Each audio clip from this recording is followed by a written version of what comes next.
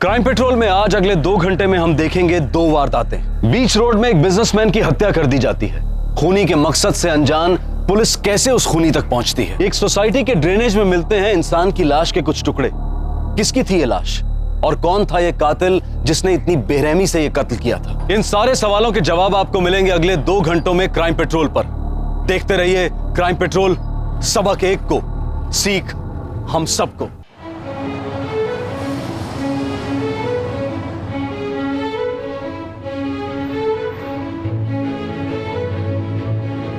अच्छा सर ये बताओ, मम्मी कैसी है? गंदी है। गंदी है। अच्छा और पापा? गंदे। पापा भी गंदे हैं। ओ अच्छा ये बताओ, दादू कैसे है? अच्छा। दादू अच्छे हैं, दादू अच्छे हैं। तो देखो दादू आपके लिए क्या लाए। ये देखो।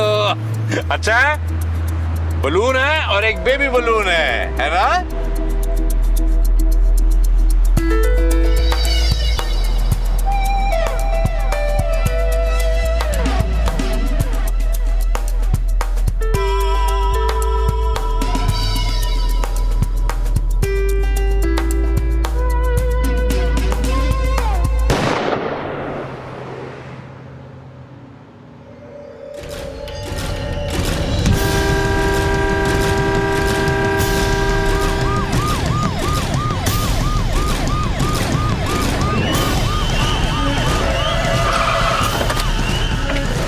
चलो पिछड़ो पिछड़ो पिछड़ो पिछड़ो।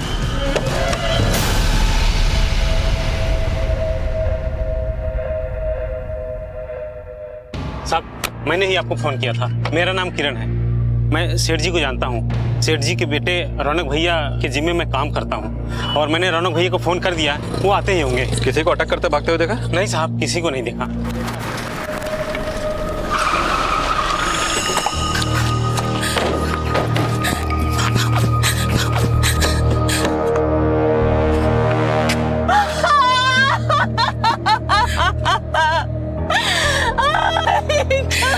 पापा सोनू सोनू सोनू सोनू सोनू का सर, हमारी बच्ची सोनू का है। बच्ची? गाड़ी में बच्ची थी? इंस्पेक्टर साहब, इसमें हमारी बेटी थी, इन्हीं के साथ तो आई थी। साहब एक बच्ची हमारे पास आई है। साहब हमारी बेटी होगी, आइए।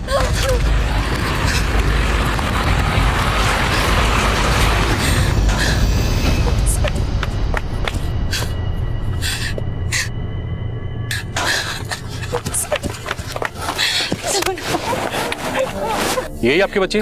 जी इंस्पेक्टर साहब, आजा बेटा।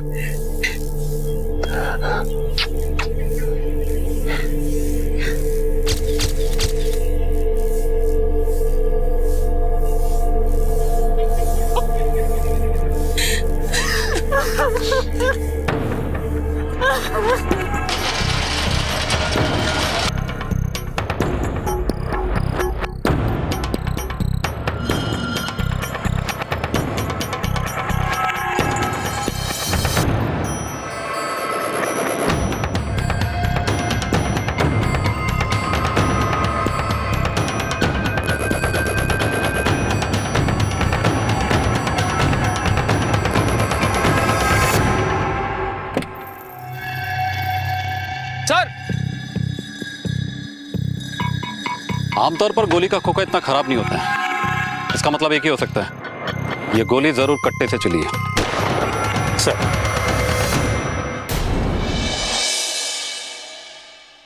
आरा बिहार के रहने वाले 65 वर्षीय प्रवीण सिन्हा, जो कि एक एलपीजी डिस्ट्रीब्यूटर थे और एक नामी व्यक्ति भी, उन्हें किसी ने उस वक्त मार दिया जब वो अपनी पोती को घुमाने निकले थे।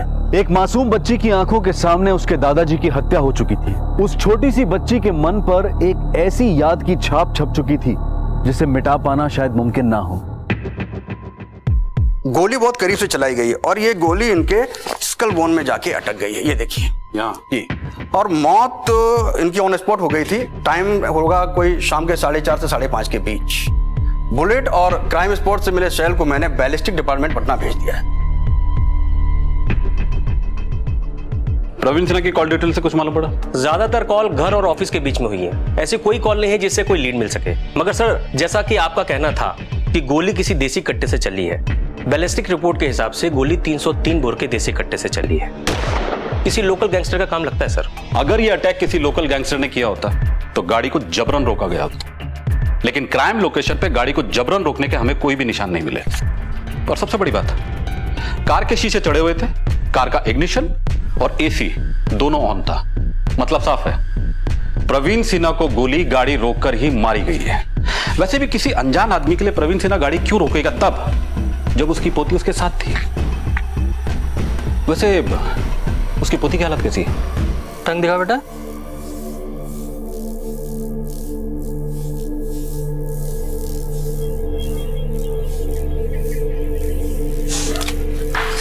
देखिए, बच्ची का बुखार अभी तक उतरा नहीं, लगता है वो काफी सदमे में है।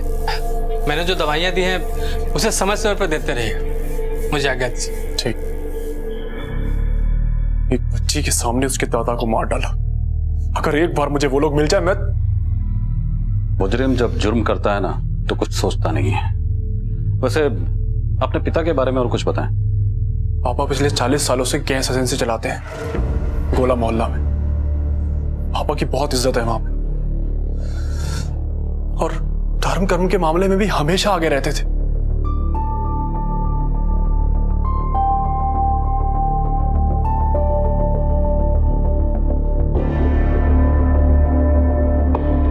आपके पिता आपसे आखिरी बार कब मिले थे? रोज की तरह जब मैं जिम से लौटा तभी मिले थे आखिरी बार। पापा भी आ गए।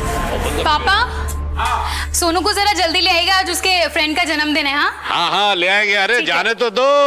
क्यों अरे सोनू पापा, बिटिया? आराम से। क्या कर रहे हैं आप? सर्वाइकल की प्रॉब्लम फिर से शुरू हो जाएगी। अरे कुछ नहीं होगा, जवान है अभी तक हम।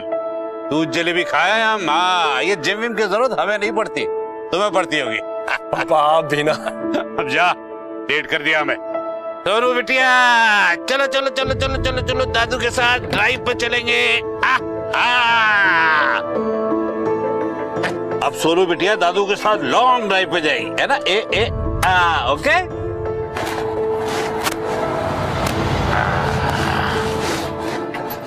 फिर करीबन आधे घंटे के बाद मुझे फोन आया। किरण मेरे जिम में काम करता है और उसी ने मुझे फोन किया। आपके पिता की कभी किसी से कोई दुश्मनी? नहीं सर, अगर ऐसी कोई बात होती तो वो परेशान होते, लेकिन वो तो बहुत खुश थे। लो। इतना सारा जैम, पापा आपके लाड प्यार ने ना बेहद बिगाड़ दिया इसको। अरे खाने दे बहू, यही तो दिन है। खाओ खाओ खाओ। अरे हाँ मंजू जी, वो जो अपनी एजेंसी में पंकज काम करता है ना, उसकी माँ बहुत बीमार है, हॉस्पिटल में एडमिट है। वो आएगा तो उसे 20,000 रुपए दे देना। ठीक है। पापा इसी तरह पैसे लौटाते लौटाते कहीं एक दिन हमें मांगने की नौबत ना पड़ जाए। जब तक हम जिंदा है ना, किसी बात की फिक्र मत करो। हाँ, इतना कमा के छोड़ के जाएंगे ना कि साथ कुश्ते बैठ के आराम से खाएंगे। 40 साल पुरानी एजेंसी है आपके पापा की, कभी कुछ हुआ? सर इस बारे में तो हमें कुछ पता नहीं। एजेंसी की सारी बातें उदय जी को पता होती हैं, मैनेजर है वो हमारे।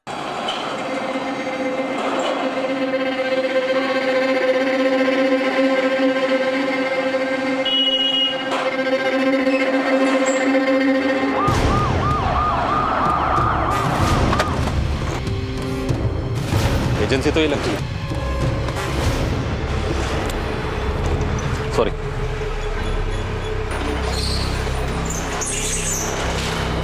तो कहा ना साहब, ये सिलेंडर का नया स्टॉक आया था ना, इसलिए शटर थोड़ा सा खोल दिए। वैसे तुम्हारे सेठ जी कितने बजे तक बैठते थे एजेंसी में? सेठ जी तो 11 से 3 बजे तक ही बैठते थे, उसके बाद घर चले जाते थे। और एजेंसी जो है ना, वो शाम को 6:30 बजे तक खुली रहती है। और साहब हमको भी हादसा के बारे में रात को ही पता चला। क्यों? सेठ जी का बेटा रौनक एजेंसी में नहीं आता? नहीं साहब, उनका तो खुद का ही बिजनेस है। अच्छा, कितने कर्मचारी काम करते हैं यहाँ? और कल किसी कर्मचारी ने कोई छुट्टी ली हो या फिर कोई जल्दी चला गया हो? कल तो सब 6:30 बजे ही गए थे। और हाँ साहब, हमारे एजेंसी में जितने लोग भी काम करते हैं ना, वो सब पुराने लोग हैं। कोई 15 साल से है, कोई 10 साल से है।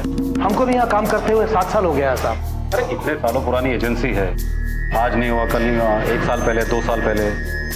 2 साल पहले, हाँ साहब, 2 साल पहले सेठ जी का बबलू नाम के गुंडा के साथ झगड़ा हुआ था। सेठ, अच्छा नहीं किया तूने हमारे साथ। हमारे बाप को नौकरी से निकाल दिया। हाँ, देखना एक दिन ताला लगवाऊंगा यहाँ। देखो, तुम्हारे पिताजी यहाँ पे शराब पी के काम पे आते हैं, मुझे धमकाने के बजाय अपने पिताजी का इलाज करो। इलाज तो हम तुम्हारा करेंगे, तुम भी याद रखेगा और तुम्हारा खानदान भी। देखो ऐसे गुस्से से काम नहीं चलता है, शांति से काम लो, सब ठीक हो जाएगा, समझे? अपने पिताजी का इलाज कराओ। अरे अरे क्या करो?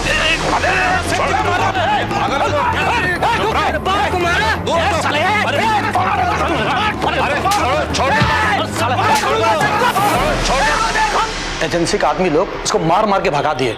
अब आप ही बोलिए साहब, कोई हम लोगों के सामने हमारा सेठ जी को गाली देगा तो हम लोग चुप बैठेंगे क्या? अरे साहब, हम लोग तो उसका लाइफ ही बिगाड़ देते, लेकिन सेठ जी रोक लिए। सेठ जी सबका बहुत मदद करते थे साहब, बहुत ही अच्छे आदमी थे, भगवान जैसे थे हम लोगों के लिए। हम लोग तो भगवान से ही दुआ करते हैं कि वो सेठ जी की आत्मा को शांति दे।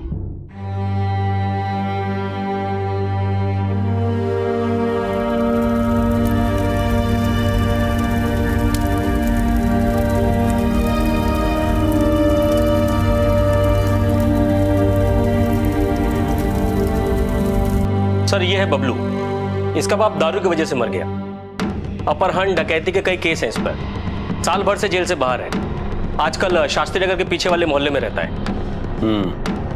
उठा के ला उसे। सर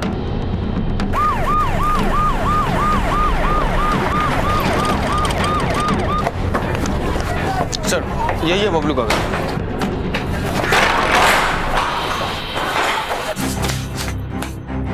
क्या हुआ साहब? यार बबलू, प्रवीण सिन्हा का मर्डर किया तूने? मर्डर? साल भर से हमने किसी को छुआ तक नहीं है, जब से शादी हुई है। पला चलो घर का। अरे अरे साहब साहब, अरे क्या कर रहे हैं साहब? अरे बड़ा बाबू, देखिए हम सुधर गए बड़ा बाबू। हमने सब, मैडम जी हमने सब गलत धंधा छोड़ दिया मैडम जी। काहे के लिए सब करेंगे madam? Madam madam madam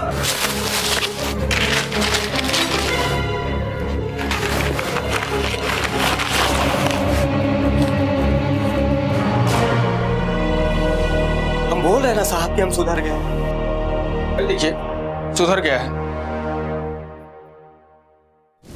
ballistic report के हिसाब से गोली 303 बोर के देसी कट्टे से चली है। लेके चलो इसको। साहब इन्होंने कुछ नहीं किया साहब, ये सुधर गए साहब। छोड़ दीजिए साहब, छोड़ दीजिए साहब, छोड़ दीजिए, नहीं छोड़ दीजिए, इन्होंने कुछ नहीं किया। साहब साहब हम बोल रहा हूँ ना, सब गलत धंधा छोड़ दिया साहब। वो कट्टा भी पुराना है साहब। माँ कसम साहब वो चलता भी नहीं है साहब। बेवकूफ समझा हमको? ऐसा कट्टा 2-3 फायर में खराब हो जाता है। तूने फायर किया होगा, उसके बाद बंद पड़ा होगा कट्टा। हमारी बच्ची की कसम साहब, हमने कुछ नहीं किया है। बच्ची की कसम खाता है? एक छोटी सी बच्ची है तेरी, और एक छोटी सी बच्ची के सामने तूने उसके दादा को मार दिया। साले हाथ नहीं कांपे तेरे, हाथ नहीं कांपे। सुपारी ली? नहीं साहब। कि बदला लेने के लिए मारा? नहीं साहब, हमने नहीं साहब। ऐसा नहीं बताएगा तू? साहब कुछ नहीं किया साहब। सर ये बबलू का तो एक ही रिकॉर्ड बज रहा है सर। उसे इतना मारो कि सारे के सारे रिकॉर्ड टूट जाएं। सर लेकिन सर, अगर बबलू ने प्रवीण सिन्हा का मर्डर किया है तो हो सकता है उस बच्ची ने उसे देखा हो, वो उसे पहचान सकती है सर।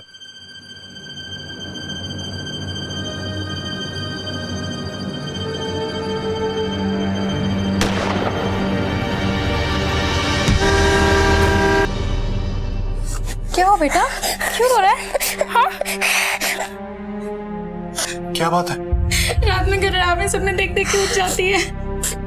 भगवान कब तक चलेगा ऐसा, मुझे समझ में ही नहीं आ रहा है। सब ठीक हो जाएगा, सो जाओ बेटा।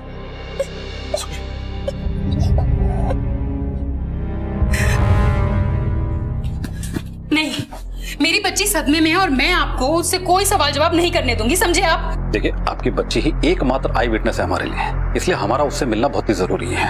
आप समझने की कोशिश कीजिए। आप समझे ना? वो क्यों समझाएंगे? वो भी देखते हैं कि किस तरह रात में सपने से डर के जाग जाती है वो। आप लोग समझते क्यों नहीं है? बच्ची है वो, क्यों से वही से बार बार याद दिलाना चाहते हैं? मैं समझ सकता हूँ आप लोगों के लिए कितना मुश्किल है, लेकिन खूनी का जल्द से जल्द पकड़े जाना भी जरूरी है। हमारी बच्ची से सवाल जवाब करने के अलावा और कोई काम नहीं है क्या आप लोगों के पास? देखिए हम कह देते हैं, सोनू ना इनके सामने आएगी और ना ही किसी सवाल का जवाब देगी, समझे आप? सॉरी इंस्पेक्टर साहब, इस वक्त मैं आपको उससे मिलने की परमिशन नहीं दे सकता। और डॉक्टर साहब ने मना किया है, बच्ची अभी तनाव में है और पहले उसके सदमे से बाहर आना बहुत जरूरी है। लेकिन देखिए अगर आपको, ठीक है चलो। रूल के मुताबिक पेरेंट की परमिशन के बिना बच्चे से बात नहीं कर सकते। हेलो। हेलो, मैं राजेश सिंह बैलिस्टिक डिपार्टमेंट से। हाँ, मैच हुआ? जी नहीं, ये जो कट्टा है ये 315 बोर का है, लेकिन जिस कट्टे से प्रवीण सिन्हा पर गोली चलाई गई वो 303 बोर का था। और आप तो अच्छी तरह जानते हैं 303 बोर की गोली 315 बोर के कट्टे से नहीं चलती। ऐसे करने से हाथ में ही कट्टा फट जाएगा। ओके। क्या हुआ सर? बबलू ने सिन्हा का खून नहीं किया। 10 दिन बीत चुके थे और अब तक पुलिस के हाथ ना कोई सुराग लगा था और ना ही खून का मकसद। एक इंसान जिसकी किसी से कोई दुश्मनी नहीं थी, जिसकी सब लोग बहुत इज्जत करते थे, देवता मानते थे जिसे, आखिरकार उस इंसान को किसी ने इस तरह से क्यों खत्म किया होगा? केस का कोई सिरा हाथ नहीं आया तो पुलिस ने नए सिरे से क्राइम सीन को रिक्रिएट किया। सामने बस्ती है और यहां पर यह बंगला जो काफी दिनों से बंद पड़ा है, और उधर ये मंदिर। लेकिन सड़क का यह सिरा ऐसी जगह है जहां पर लोगों का आना जाना बहुत ही कम है। सर मतलब खूनी को मालूम था कि इस जगह उसे कोई देखेगा नहीं। राइट। खूनी ये बात अच्छी तरह से जानता था कि रोजाना प्रवीण सिन्हा यहां से गुजरते हैं। ये प्लान मर्डर लगता है सर। हमको भी यही शक है। ये काम किसी ऐसे आदमी का है जो प्रवीण सिन्हा को पहले से अच्छी तरह जानता था, जो प्रवीण सिन्हा की गाड़ी की पिछली सीट पर बैठा था और मौका देखकर उसने गन पॉइंट पे गाड़ी रुकवाई और प्रवीण सिन्हा को गोली मारकर यहां से फरार हो गया। लेकिन सर अगर गाड़ी को गन पॉइंट पर रुकवाया गया होता तो प्रवीण सिन्हा का गाड़ी के स्टीयरिंग पे कंट्रोल नहीं होता, जिससे गाड़ी के टायर के स्क्रैच मार्क्स सड़क पर होते। ऐसे कोई मार्क्स तो हमें यहाँ मिले नहीं। सर यहाँ पे कोई स्क्रैच का मार्क नहीं है सर, लेकिन गाड़ी को देखकर ऐसा लगता है कि किसी जान पहचान वाले आदमी ने ही गाड़ी को रुकवाया। हो सकता है गाड़ी को किसी जान पहचान वाले ने ही रुकवाया। एक काम करते हैं, पुलिस स्टेशन चलते हैं और सारे सबूतों को फिर से रीचेक करते हैं। चलो सर।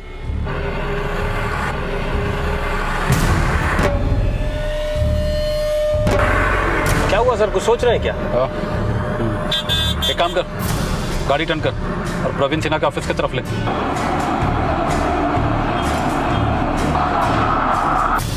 नमस्ते सर। अच्छा, जब हम पिछली बार जांच के लिए आए थे तब एक 16-17 साल की लड़की हमसे टकराई थी। लड़की? कौन सी लड़की साहब?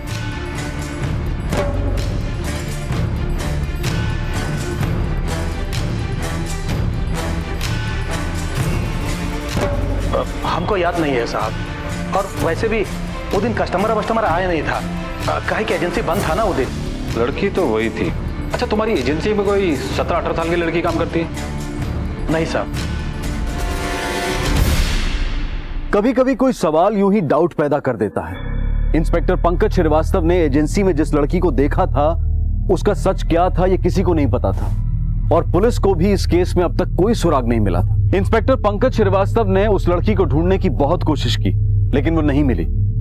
आखिरकार कौन थी ये लड़की और क्या लेना देना था उसका इस केस से? क्या प्रवीण सिन्हा का कत्ल महज एक गुत्थी बनकर रह जाने वाला था और इस लड़की का इस केस से कोई लेना देना था भी या नहीं?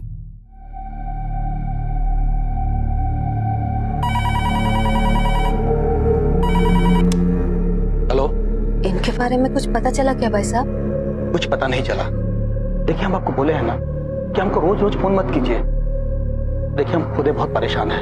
हर दूसरा दिन पुलिस आ जाती है और अब हम और कोने वगैरह नहीं चाहते हैं। शुक्र मनाइए पुलिस को भनक नहीं लगी, नहीं तो आपके पीछे पड़ जाते और हमारा जीना मुश्किल हो जाता। रखते हैं।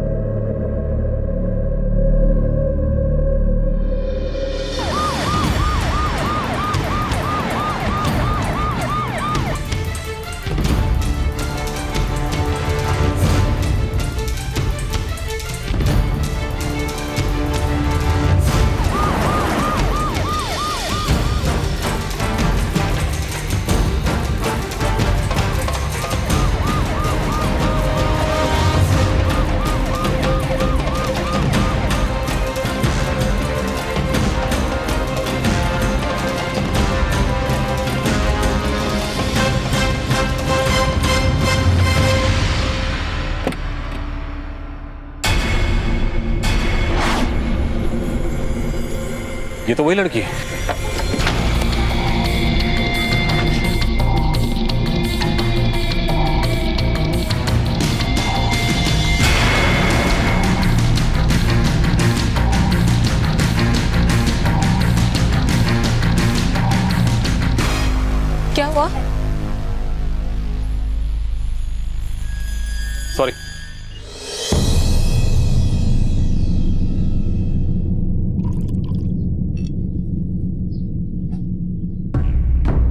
अरे श्रुति बेटा कैसे हो?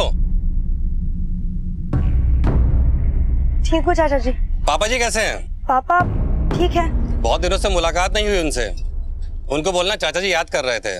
जी।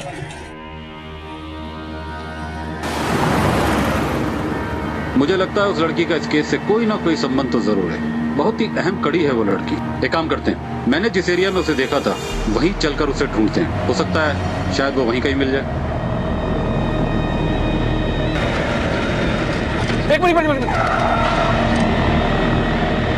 ये तो वही लड़की है सर। वो ऑटो तो जा रहा है। एक मिनट, चल चल चल चल चल चल।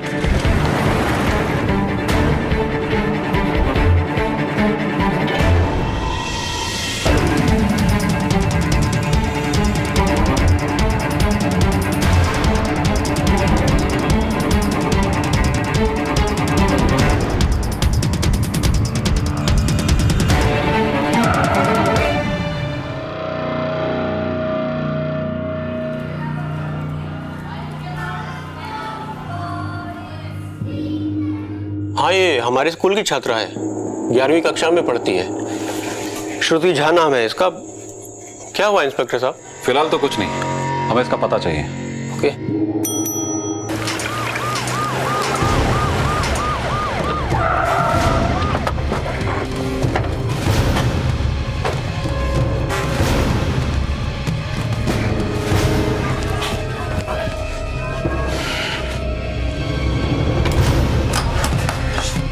यहाँ पर तो कोई भी नहीं है। लेकिन सर, प्रवीण सिन्हा का जहाँ मर्डर हुआ वो जगह यहाँ से बहुत नजदीक है। वही तो, घटना स्थल यहाँ से नजदीक है और उस लड़की श्रुति झा का प्रवीण सिन्हा के ऑफिस के बाहर दिखाई देना है और क्राइम लोकेशन में मुझे उसका दिखाई देना है। पता नहीं शुक्ला, मुझे ऐसा क्यों लग रहा है कि इस लड़की का कोई ना कोई कनेक्शन इस केस से जरूर है। सर, घर पे ताला लगा हुआ है, कहीं वो भाग तो नहीं गए? हो सकता है। इधर आओ। हमको साहब? हाँ तुम इधर आओ। हाँ साहब, क्या हुआ? ये श्रुति झा का घर यही है? हाँ साहब। घर पे ताला लगा हुआ है। कहाँ गए लोग? साहब, श्रुति की माँ वो सुधा भाभी है ना, उनका उधर वो पिछली गली में वो ब्यूटी पार्लर का दुकान है, वो हुआ गई है। और उनके बाबूजी नरेंद्र जी वो सिन्हा साहब के यहाँ काम करते हैं। क्या? हाँ साहब। प्रवीण सिन्हा के ऑफिस में? हाँ साहब। जी साहब। नरेंद्र झा तुम्हारी एजेंसी में काम करता है, ये बात तुमने हमें बताया क्यों नहीं? कहाँ है वो? पता नहीं साहब, सेठ जी के देहांत के बाद वो आए नहीं। अब कहा है ना साहब, सेठ जी के साथ उनका फैमिली जैसा रिलेशन है, तो हम सोचे कि वो भी सदमे में होंगे। 2 हफ्ते से एक आदमी काम पे नहीं है और तुम ये सोचकर बैठ गए कि वो आदमी सदमे में है। ढूंढने की कोशिश नहीं की? साहब, वो उनकी पत्नी का फोन आया था साहब। कई बार फोन किए साहब एजेंसी में, लेकिन उनका कुछ पता ही नहीं चला। 2 हफ्ते से आपके पति घर नहीं आए, आपने मिसिंग रिपोर्ट भी नहीं लिखाई। ढूंढने की कोशिश क्यों नहीं की आपने? हमने पापा को ढूंढने की बहुत कोशिश की, हम उनके ऑफिस भी गए थे, लेकिन कुछ पता नहीं चला। और हमारी अम्मा ने हमें चुप रहने के लिए कहा था। नरेंद्र पर तो शक करने का सवाल ही पैदा नहीं होता साहब, काहे कि जौन दिन ये हादसा हुआ वो दिन 6:30 बजे तक नरेंद्र ड्यूटी पे था। आप रजिस्टर चेक कर लीजिए। अब चाहे तो आप किसी से पूछताछ कर सकते हैं, हम झूठ काहे बोलेंगे साहब। नरेंद्र का तुम्हारे सेठ के साथ कभी कोई झगड़ा? नहीं साहब, कोई झगड़ा नहीं हुआ। अरे सेठ जी तो देवता समान आदमी थे, हमारे पति बहुत मानते थे उनको। लेकिन सेठ जी की हत्या के बाद जब हमारे पति अचानक से कहीं चले गए, हम बहुत डर गए साहब। हमको लगा पुलिस में जाकर रपट करने से कहीं हम उनके लिए कोई मुसीबत न खड़ी कर दे। आखिर हमारे पति सेठ जी के साथ कभी ऐसा नहीं कर सकते साहब। फोटो देखो नरेंद्र झा की।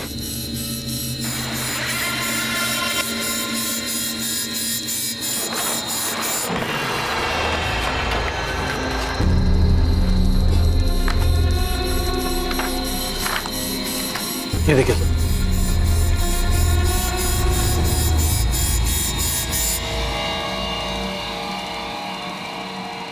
सवाल कई थे लेकिन जवाब एक भी नहीं। एक एम्प्लॉय 2 हफ्ते से काम पर नहीं आया था, लेकिन किसी ने उसके बारे में कोई पूछताछ नहीं की थी। उसकी फैमिली ने पुलिस में शिकायत नहीं दर्ज की थी। क्यों? जिस दिन खून हुआ उस दिन वो ड्यूटी पर था, फिर वो गायब हुआ। क्यों?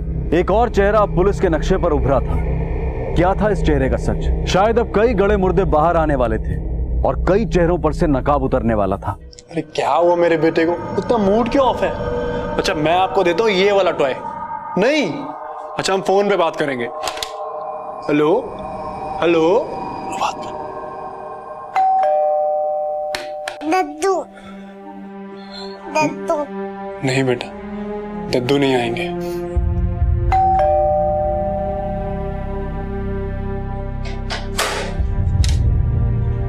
जी ये नरेंद्र झा को जानते हैं आप? जी हाँ सर। क्यों, क्या हुआ? जब से आपके पिताजी का खून हुआ है गायब है वो, न घर पे न ड्यूटी पे। लेकिन वो तो बहुत सीधे साधे आदमी है और काफी सालों से हमारी एजेंसी में काम कर रहे हैं और पापा ने उनकी हमेशा मदद की है। यही बात तो हमें भी समझ में नहीं आ रही है। अगर आप लोगों को कुछ पता चले तो हमें जरूर बताइएगा। चलो। सर एक बात का गौर किया आपने? क्या? नरेंद्र झा का जिक्र होने पर उसकी मां के चेहरे पर अजीब से भाव आए थे। नरेंद्र झा को जानते हैं? सर कुछ तो है जो हर कोई हमसे छुपा रहा है। नरेंद्र झा का घर घटनास्थल से करीब होना और कत्ल के बाद से नरेंद्र झा का इस तरह से गायब होना बहुत सारे सवाल खड़े कर रहे हैं सर। एक काम करो, इस नरेंद्र झा की पूरी हिस्ट्री निकालो। सर अड़ोस पड़ोस से पूछताछ के बाद पता चला है कि साल भर पहले नरेंद्र झा ने एक कमरा किराए पर दिया था, लेकिन वहां सत्यम नाम का कोई गुंडा आकर बस गया था जो उनकी लड़की को छेड़ता था, जिससे परेशान होकर उन्होंने प्रवीण सिन्हा से मदद मांगी थी सर। अरे अरे सामान क्या फेंक रहे हैं जी आप लोग? आगे से यहाँ नजर आए ना तो देख ले। अरे देख तो हम तुमको लेंगे सेठ, आप जो कर रहे हैं ना अच्छा नहीं कर रहे हो और उसके लिए हम आपको सबक जरूर सिखाएंगे। सर उस लड़के सत्यम की दुश्मनी सिर्फ प्रवीण सिन्हा से नहीं थी, नरेंद्र झा से भी थी। और सर नरेंद्र झा गायब है, हो सकता है एक नहीं दो खून हुए हो। उस लड़के के बारे में कुछ पता चला? सर उसका पता तो नहीं चला, लेकिन उसका एक दोस्त है मुन्ना जो मोबाइल शॉप में काम करता है, उसका पता चला है सर। हमको कहे गए साहब, हमने क्या किया साहब? सत्यम क्या है? सत्यम कहाँ है सत्यम? हमें नहीं पता साहब, वो तो बस हमारी दुकान में मोबाइल रिचार्ज करने आता था साहब। मोबाइल रिचार्ज करने आता था साहब? दोस्त है हमारा वो। कहाँ मिलेगा? साहब मुझे नहीं मालूम साहब। कहाँ मिलेगा? कहाँ मिलेगा? बोल। चिरैया ताल लॉज में साहब।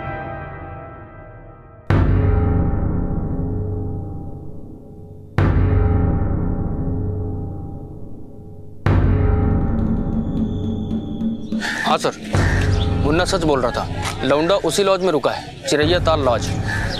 हर 2-3 घंटा में बाहर आता है फोन करने के लिए मोड़ पर और बूथ से कॉल करके फिर अंदर चला जाता है साहब। ठीक है, अगर भागने की कोशिश करे तो उसे धर लेना। सर सत्यम के मोबाइल फोन की कॉल डिटेल्स में एक बात गौर करने जैसी है। जिस दिन प्रवीण सिन्हा का मर्डर हुआ उस दिन इसके फोन से एक ही कॉल गया था, वो भी इस नंबर पे। ओह, इसका मतलब दोनों में साथ साथ खिचड़ी पक रही थी। चलो।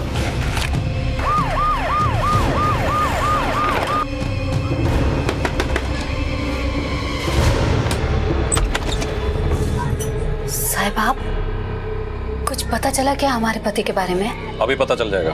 आपकी बेटी कहाँ है? उससे तो पूछताछ कर चुके हैं ना आप साहब, उसे नहीं मालूम है उसके पिता कहाँ है। उसे बहुत कुछ पता है। कहाँ है वो?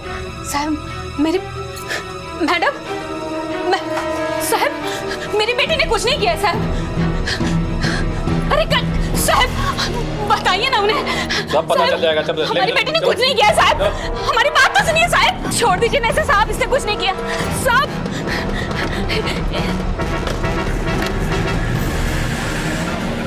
हमारी बेटी बेकसूर है साहब, आप हमारी बात पर विश्वास क्यों नहीं कर रहे हैं? एक मिनट। प्रवीण सिन्हा का जिस दिन कत्ल हुआ उस दिन तुम्हारे मोबाइल से सिर्फ एक कॉल हुआ था, वो भी सिर्फ इस लड़की के मोबाइल पे, और पीसीओ से भी जितने कॉल किए गए थे इसी लड़की के मोबाइल पे आए थे। यही लड़का है सारे आफत की जड़ साहब, सेठ जी का खून भी इसी ने किया है। अरे हमारी बेटी के पीछे पड़ा हुआ था ये, जब तक मुझसे फोन करके परेशान करता था साहब, और इसी कारण हमारे पति और सेठ जी के साथ झगड़ा हुआ था इसका साहब। नहीं माँ, सत्यम जिम्मेदार नहीं है। प्रवीण सिन्हा के खून का प्लान हमारा था। श्रुति क्या बोल रही है बेटा तू? हाँ? माँ दलदल में तो उतर ही चुके हैं हम, आप कोशिश करने का क्या फायदा? जितना भी कोशिश करेंगे उतना ही ढसते जाएंगे। इंस्पेक्टर साहब, ये सब हमने किया है और हमें किसी भी चीज का कोई पछतावा नहीं है। नहीं बेटा,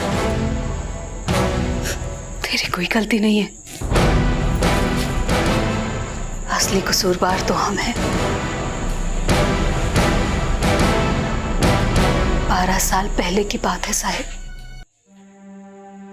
श्रुति तब सिर्फ 5 साल की थी। नरेंद्र, काम चाहते हो? हाँ मालिक, बहुत जरूरत है। अब आप बीवी बच्चा का हालत तो देख ही रहे हैं, खाने के लाले पड़े हैं साहब, काम पे रख लीजिए। ठीक है, कल से ही काम पे आ जाओ। बहुत बहुत मेहरबानी साहब। और हाँ, कभी भी किसी चीज की जरूरत हो ना तो हमें बता देना, संकोच मत करना। बहुत बहुत धन्यवाद साहब, बहुत बहुत शुक्रिया। नमस्ते करो साहब। पता नहीं था साहब, सेठ जी के उपकार की क्या कीमत चुकानी पड़ेगी। एक दिन सेठ जी घर पर आए, जब मेरे पति घर पर नहीं थे। आए साहब, आप नमस्ते। नमस्ते। ये तो घर पर है नहीं। हाँ पता है, काम पर है। मुझे आपसे ही मिलना था जी। सोचा आपस में बैठ के बातचीत कर लेते। आपके पति ने बताया कि आपने ब्यूटिशियन का कोर्स किया है, फिर घर पे क्यों बैठी रहती?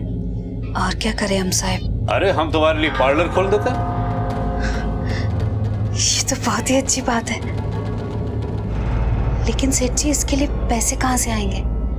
वो सब हमारी जिम्मेदारी, बस हमारा थोड़ा ख्याल रखना होगा, समझी? सोच लो सुधा एक बार। हम जिंदगी बना भी सकते हैं और जिंदगी बिगाड़ भी सकते हैं। तुम्हारे पति की अगर नौकरी चली गई तो फिर दर दर भटकना होगा। हालात ऐसे थे कि झुकना पड़ा। एक दिन जो झुके तो फिर सर उठाकर जीना कहाँ होता है साहब। एक दिन जो हुआ वो रोज रोज होने लगा। हमारे पति के जानने के बाद भी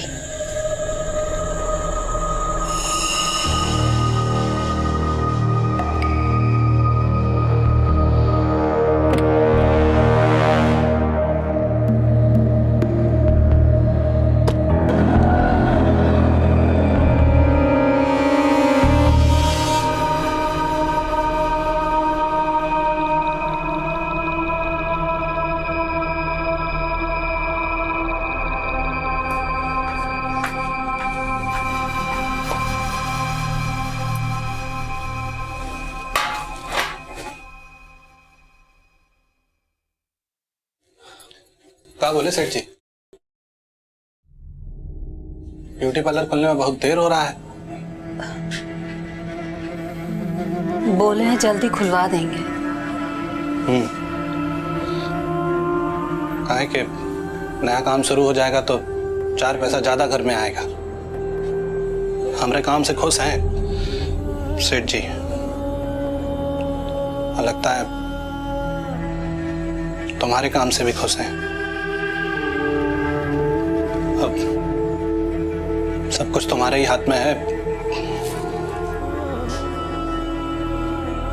खुश रखना उनको। एक बार जो शर्म का पर्दा उठा तो फिर परसों तक उनका घर में आना चलता रहा।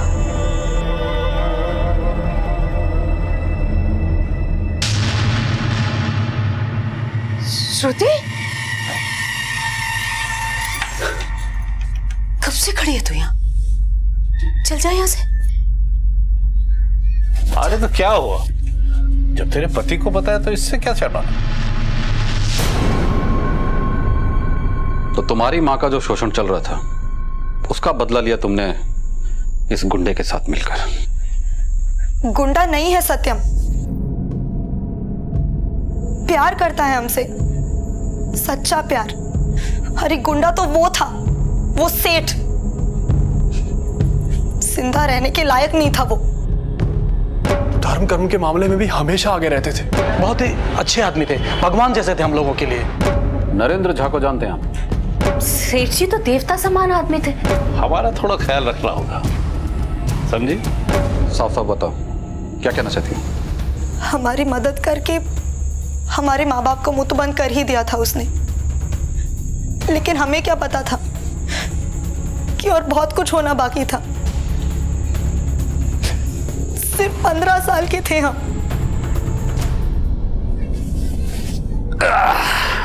नहीं, थकी थकी सी लगती हो, मजा नहीं आता है। जी हाँ, तुम्हारी बेटी जवान हो गई। क्या कह रहे साहब जी आप? हाँ? अभी 15 साल की हुई है वो। कच्ची है लेकिन मन को अच्छी लगी। नहीं साहब जी, उसके साथ हम ऐसा नहीं होने देंगे। आप जो कहेंगे ना साहब जी, हम वो करेंगे, लेकिन उसे छोड़ दो साहब जी। सोच लो, एक बार अच्छी तरह से सोच लो। ये सब कुछ है ना तुम्हारे पास, एक पल में निकल जाएगा। कल फिर आएंगे हम, उसे राजी करके रखना।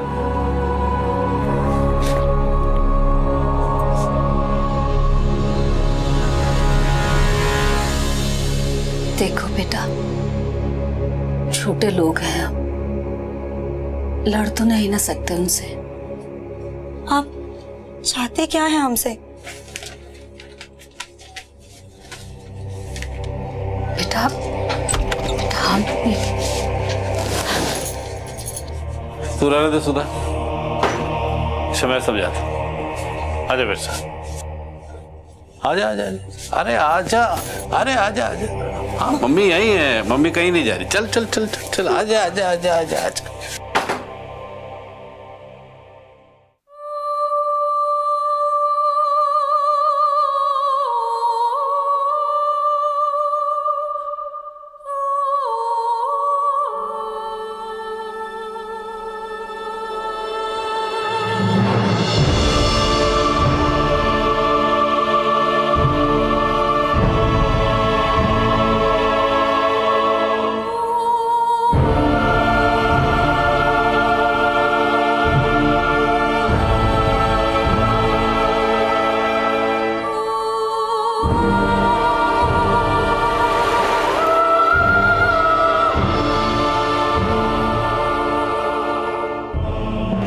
से सेठ ने हमें छुआ,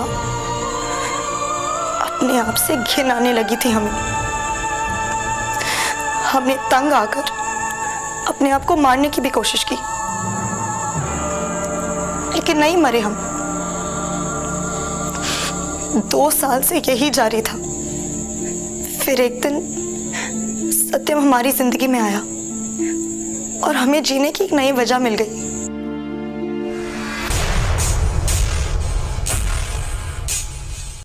प्यार करने लगे थे हम सत्यम से, लेकिन ये बात सेठ जी को बर्दाश्त नहीं हुई और उन्होंने एक दिन। अरे अरे, सामान क्या फेंक रहे हैं जी आप लोग? आगे से यहाँ नजर आए ना तो देख ले। अरे देख तो हम तुमको लेंगे सेठ, आप जो कर रहे हैं ना अच्छा नहीं कर रहे हो, और उसके लिए हम आपको सबक जरूर सिखाएंगे।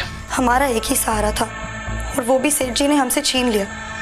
लेकिन उस दिन हमने देखा कि सत्यम ने हमारे लिए किस तरह से बात की सेठ जी से, और हमें भरोसा हो गया कि सत्यम हमारे लिए कुछ भी करेगा। उसी समय हमने तय कर लिया कि हम सेठ जी को रास्ते से हटा देंगे। सेठ जी हर शाम अपनी पोती को लेकर निकलते थे। हमें पता था कि वो हमारे लिए गाड़ी जरूर रोकेंगे, तो हमने तय कर लिया कि उसे रास्ते में ही रोककर खत्म कर देंगे।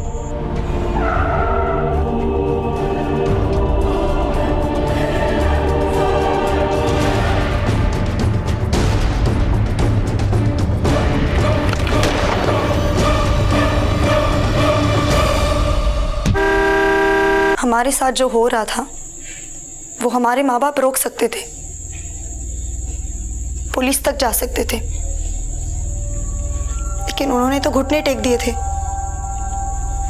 इसलिए हमने फैसला किया और उसे अंजाम भी दिया। सत्यम, तुम ना थोड़ी दिन लॉज में ही छिपे रहना। मामला ठंडा होते ही हम तुम्हें यहाँ बुला लेंगे। क्या कर रही हो तुम? हाँ? बाप होकर जो आप ना कर सके, खत्म कर दिया हमने उसे। मारना तो आपको चाहिए था उसे, उस आदमी को जिसने बरसों से आपकी पत्नी का शोषण किया। सिर्फ 15 साल के थे हम जब ये सब हमारे साथ पहली बार हो रहा था। हम कुछ नहीं जानते थे, हमारी बस एक ही उम्मीद थी कि आप और अम्मा हमारी रक्षा करें, लेकिन आपने भी घुटने टेक दिए। अरे आपसे तो बेहतर वो सत्यम है जिसके साथ हमारा कोई रिश्ता नहीं है, फिर भी वो हमारे लिए जान पे खेल गया। हमें अपने किए पर कोई पछतावा नहीं है। ले जाओ ना।